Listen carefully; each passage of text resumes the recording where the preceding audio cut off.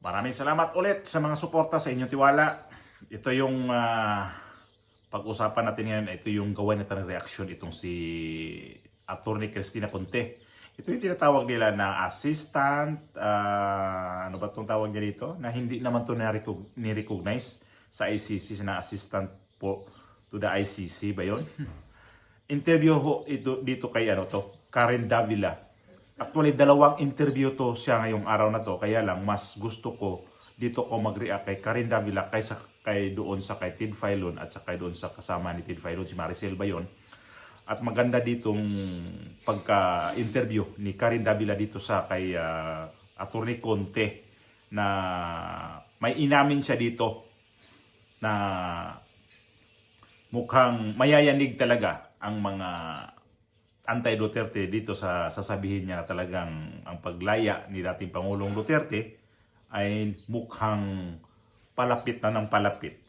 Ito na lang yung inantay niya, yung confirmation na galing ho sa ICC. Ito, pakinggan natin yung interview ni Conte. We're now joined by ICC Assistant Counsel Cristina Conte. Attorney Conte, good morning to you. Good morning, Karen. All right. What are the chances, Attorney Conte, that the pre-trial chamber can actually grant the interim release Mukha siyang boksingira, of former si President Conte, no? Rodrigo Duterte? May malaki mga dito, tapos malayo ang agwat ng mata. Mukha siyang boksingira. The history of the ICC, what are the chances they would? Well, if you had asked me before this interim release application, 80-20 or 70-30, not in favor. But with this interim release, they've upped their chances to maybe 50-50. Nako! Because Ito at sabi this ko, point, they're dati yung mga sinasabi nito, mga interview ni Karen Davila kung ano ang chance kung halimbawa mag-request na ng interim release o kalayaan itong si dating Pangulong Duterte. Ang sabi niya dati ay 80-20 o 70-30, pero ngayon nag-iba na.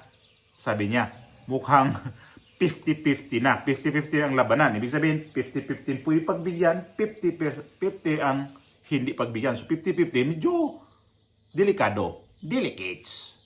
Ito na yung kinatakutan niya.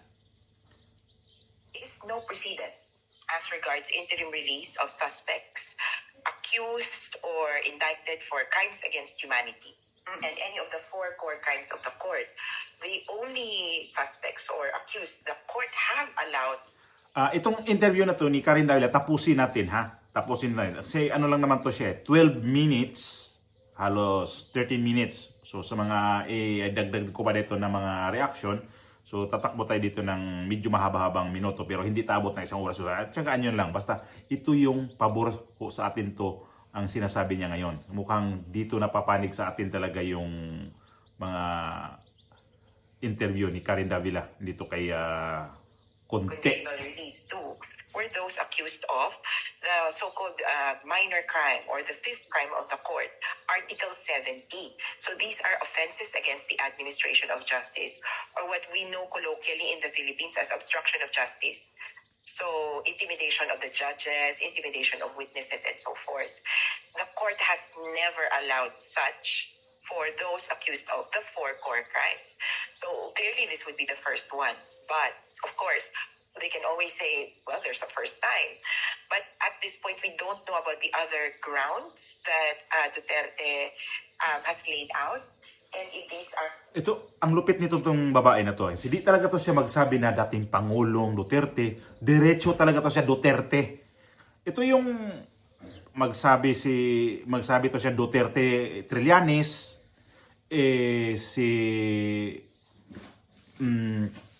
Franz Castro, itong si mas okay pa nga si Raul Manuel at saka itong si Gabriela na si yung babae, may mabanggit pa nga niya yung dating pangulo o dating presidente. Pero ito si Conte, ito si Trillanes, ito si Castro, nako po, ang babastos ng bibig nito. Lalo to, abogada pa naman lintik to, mukhang buksingira pa. Ang bastos magsalita Wala talagang galang siya sa mga kay dating Pangulong Duterte. Medyo na panood ko to ng konti itong video niya at gusto talaga niya na ayaw palabasin si Pangulong Duterte sa ICC kasi nga daw ang dahilan daw nito ay doon yata sa interview ni Ted Filon na ang dinadahilan daw, isa sa dahilan kung bakit to siya nag-request ng interim release ay dahil doon sa edad niya at saka maraming maintenance at saka diabetic. So ayaw niya i-accept yun na makalabas o kaya may pasamantalang makalabas si dating Pangulong Duterte kasi nga daw sa loob ng ICC mayroon naman daw mga doktor doon na tumitingin sa kanya. Wala siyang pakialam doon sa maintenance dito sa kay dating Pangulong Duterte. Basta ang gusto niya, bahala ka dyan. Sabi ko nga, madugta ka, malata ka diha sa kulungan, diha rajud ka. Wa ko'y labot ni mo naibot pasabot ni Conte. Yun ang ibig sabihin niya doon sa interview ni Ted Filon. Pero mas gusto ko dito sa interview ni Karen Davila kasi talagang ang pagka-interview ni Karen Davila dito ay maintindihan talaga natin at saka madiin ang interview dito. Kunting minuto pero sobrang diin ang kanyang interview. Tuloy tayo. Are medically urgent grounds, then I think the court has to consider. All right. Now, Attorney Conti, the name of the country has been redacted. So none of us can see it right now or know it. But is that fair? Is that fair that none of us know which country is willing to take in Duterte if he is granted an interim release? I think it would be fair to redact the name of the country, and not unless it is the Philippines, of course. If it was the Philippines there, that is clearly the geographic scope of the situation. Magkakagulo, kumbaga. But they've made it plenty clear in their application also that this country is very far from the geographic scope of the situation of the case, which would be Davao and the Philippines. So I think what would matter more would be the conditions. And if this country is in a position, is capable of enforcing the conditions, that portion, I think it would be unfair not to disclose. Okay. And the country would have to be a member of the ICC. Yes, Karen. Well, traditionally, it would have to be a member of the ICC, but there's talk now that even a non-member state may volunteer. But the problem with that is enforcement.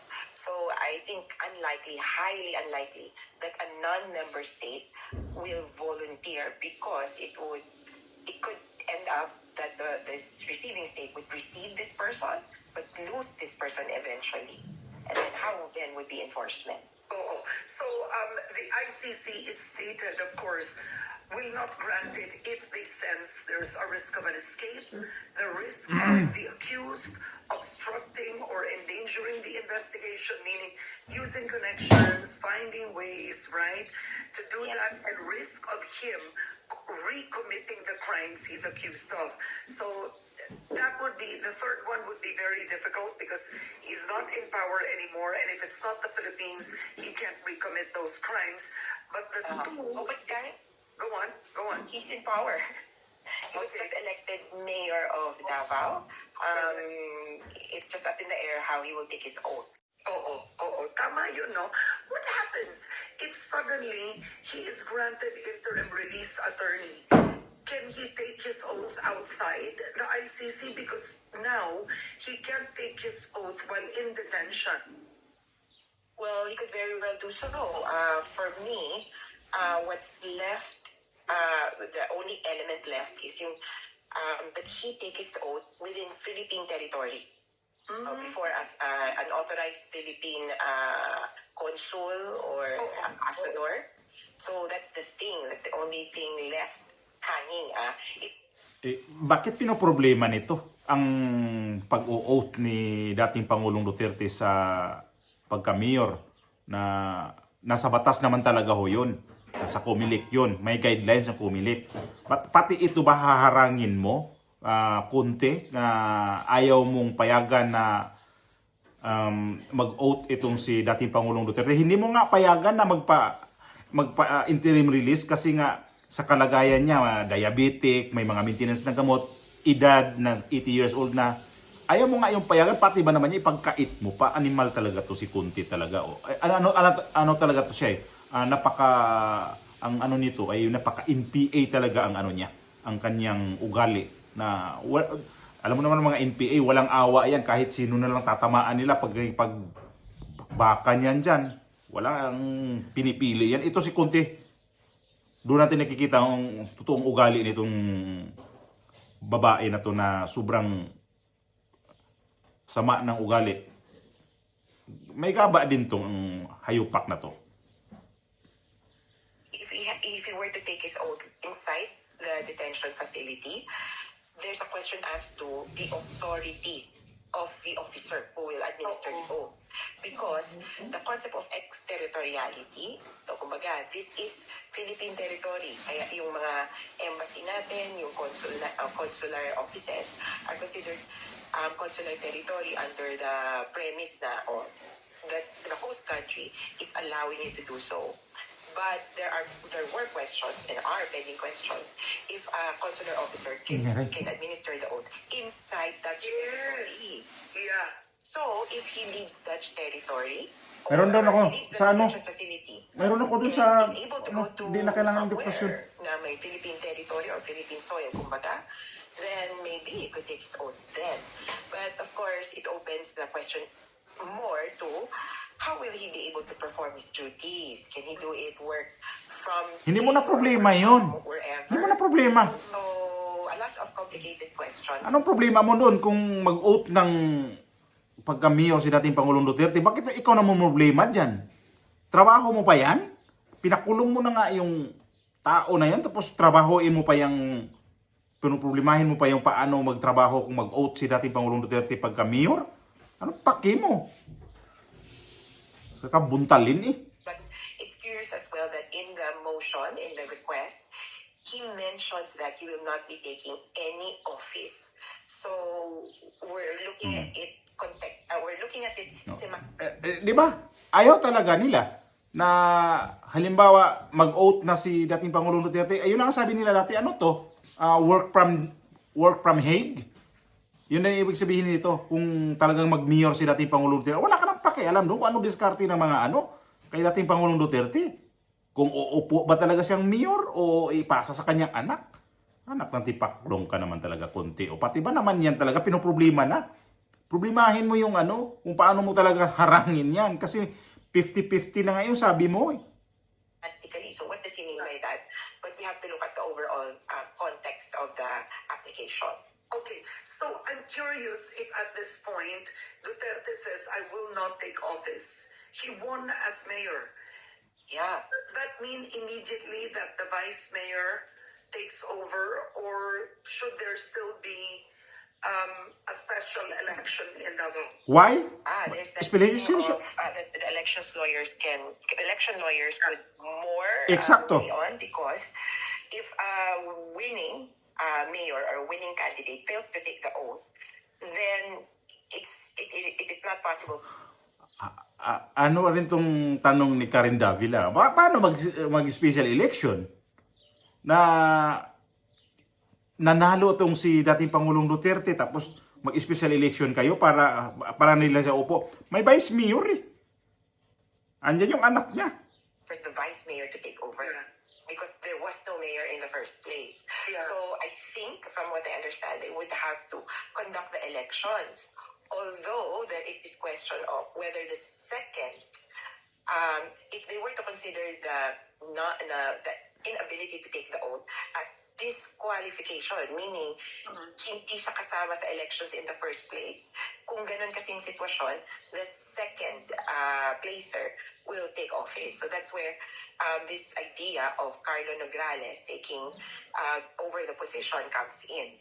But that's it. Aba, mukhang may may plano sila na ipapagawa kay Carlo Nograles yung ganon. Ibig sabihin, na sige mag-file ka ng disqualification kasi para ikaw uupo ng mayor. Pwede ba 'yon? Di magkasuhan na nito. Bakit si halimbawa, kung sino yung may mga kaso diyan na may mga kaso diyan na nanalo din ha. Itong si Erwin Tulfo. Nanalo to. Tapos may kaso ito doon sa kanyang citizenship. Halimbawa nanalo din tong si kamukha mo rin si Franz Castro na may kaso rin to, nakabinbin din to sa sa Court of Appeal, yung kanyang panguha ng mga bata. Hanggang ngayon wala pang resulta. Ay naku naman, itong justice talaga sa Pilipinas, inaamag na talaga yung mga tao dyan. Sige pa rin. Tapos ito si dating Pangulong Duterte, talagang interesado kayong titigbakin talaga siya. Hindi lang titigbakin na kung ano sa kulungan, titigbakin nyo pa sa posisyon. Animal talaga itong mga to. Si Karen Davila at saka si nagbigay sila ng idea kay Carlos Nograles, ha. It could be complicated. Okay, all right. Complicated So talaga. I think at this point you do want, you're calling that the victims, the families of the victims also be considered, right? What difference will it make to them if the president, the former president, is granted interim release versus, in terms of the trial itself? Well, to be technical about it, in terms of trial, if Duterte shows up in court, there's no difference whether he's inside the detention facility or outside of it. But the scope of the influence, the power that Duterte wields, and not only Duterte, but also his lackeys, his friends, can wield outside of the sphere of influence of the family itself, is huge. And might I add, their monetary capacity. So marami silang pera.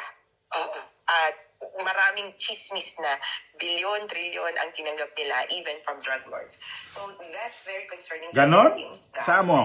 evidence and witnesses might end up dying, recanting, or disappearing. And this is what happened precisely. And I think the ICC will consider this case of Uhuru Kenyatta, the president of Kenya, who showed up in court. Well, he did not have a warrant of arrest. He was only summoned. He showed up in court and said, I will cooperate with the court. They conducted the initial appearance, same as Duterte's. Sabi niya, I'm showing up here as a private citizen, not as the president of Kenya, just to break down the concept of sovereignty, yung affront to sovereignty. So I'm appearing here as a private person. He was allowed to go home to Kenya. After a few months, the office of the prosecutor had no choice but to withdraw the charges because the witnesses ended up disappearing, recanting, and so forth. Ito yung kinatakutan pala niya. Baka pagbigyan to sa interim release, tapos sabihin ni Pangulong Duterte, sige, sibilyan ako. Wala akong pwedeng hawakan na posisyon sa Pilipinas. I-surrender ko tong pagka-mayor ko. Balik ako pagka-sibilyan. Sibilyan as in sibilyan. Para magkaroon din siya ng pagkakataon na talagang totally ibalik sa Pilipinas. Nangyari ngayon ito pala dito sa ICC sa presidente ng Kenya. Na yun ang inoffer ng presidente ng Kenya na sige, sibilyan na ako. Wala na akong na maghahawak pa ng posisyon sa gobyerno. Di ang ginawa ng ICC, sige, balik ka na doon. Anong mo pa? Dito sila natatakot.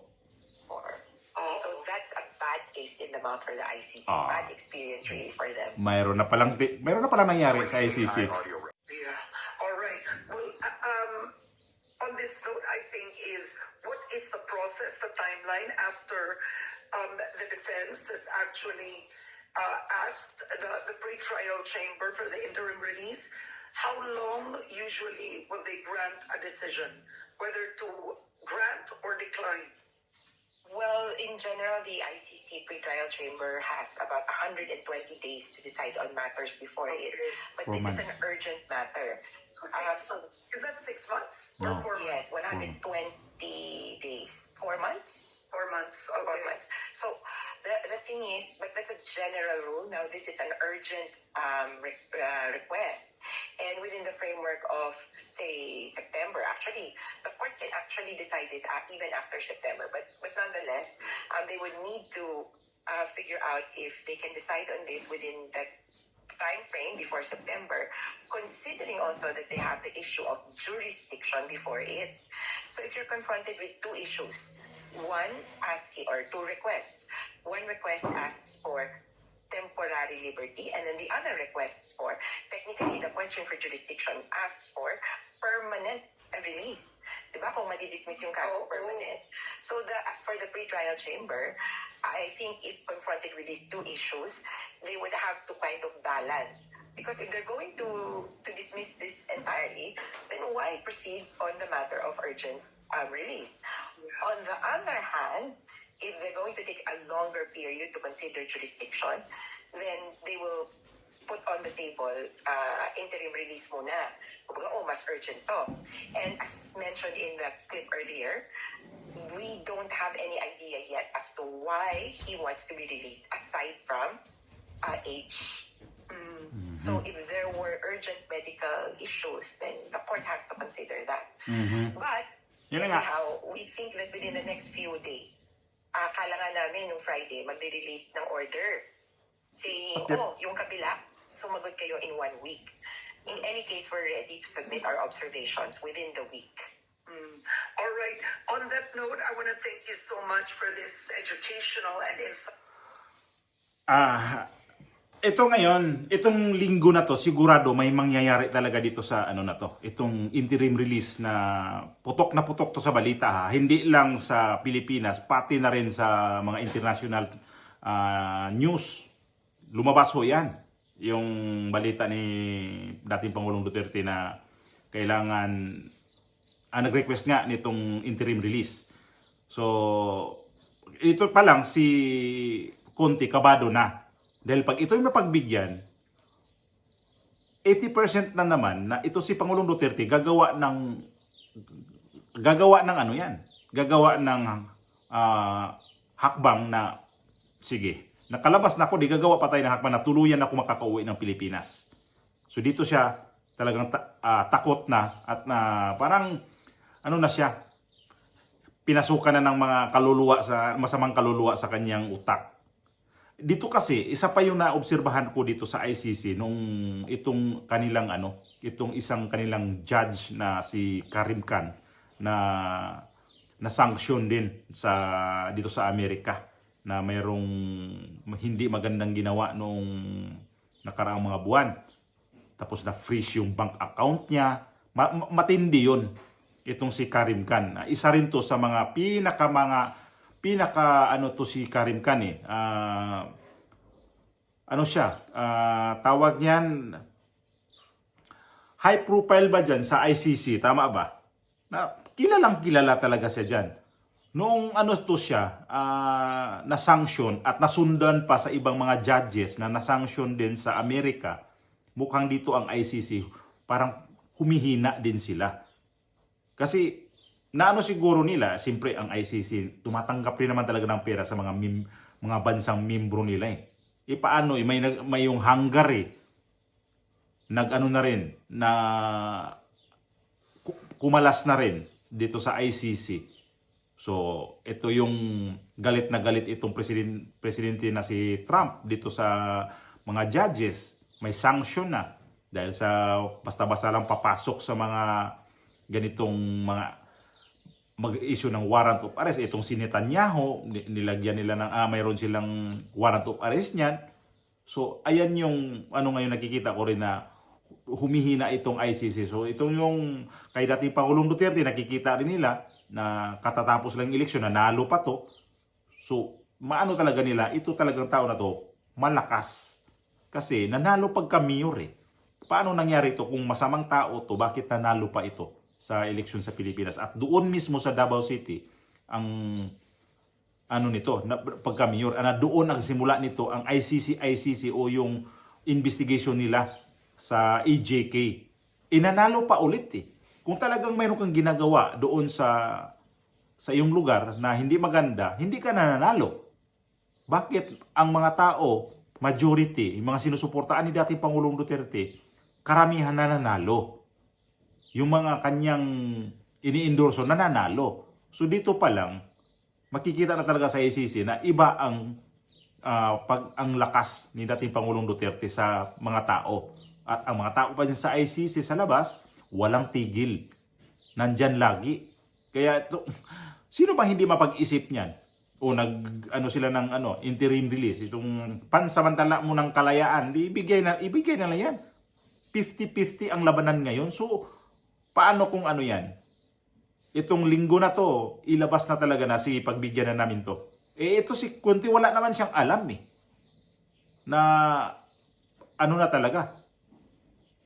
Pagbigyan pala. Nabasa na nga daw niya na mukhang pagbigyan. Noong nakarang interview yun Pero ngayon, ayun ang sabi niya.